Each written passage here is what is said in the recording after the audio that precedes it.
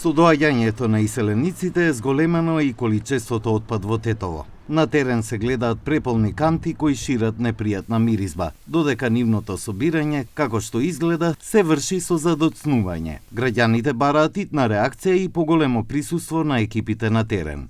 Таш температурата јан би 30 град Целзиус, ато дуhet të punojnë 24 orë ditë firma austriake, duhet të punojnë. Me pagesat si bëj. 50% i paguajnë këto detyrimet e pastrimit të qytetit, gjysma tjetër nuk i paguajnë, pa ku ke parti?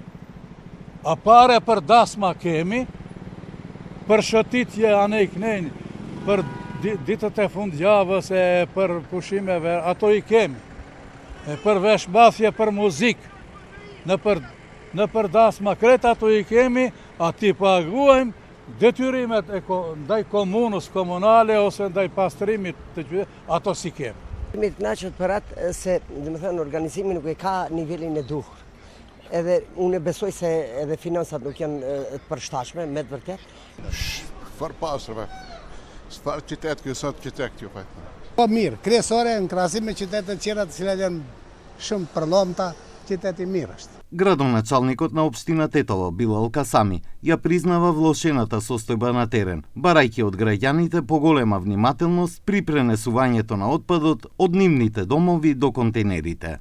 Simbas statistikave që i kemi gjatë kësaj periudhe, dyfishohet sasia e mbeturinave që do duhet të transferohet në stacionin, domethënë në deponinë rajonale në Rusino.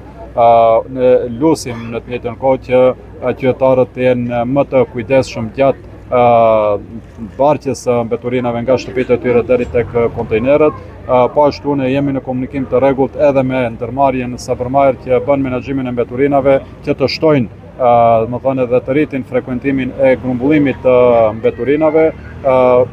Kemi edhe përmes aplikacionit ku qytetarët nëse ka ndonjë lokacion ku janë grumbulluar më shumë mbeturina, e denoncojnë dhe ka edhe domethënë aksione të jashtë asaj që kanë me program ndërmarrje Sabërmajer. Инаку во споредба со месец јуни, граѓаните плаќаат 20% поскапи сметки за отпад. Поскапувањето не го почувствуваа само домаќинствата, туку и бизнисите, на кои сметките им се зголемени за цели 50%.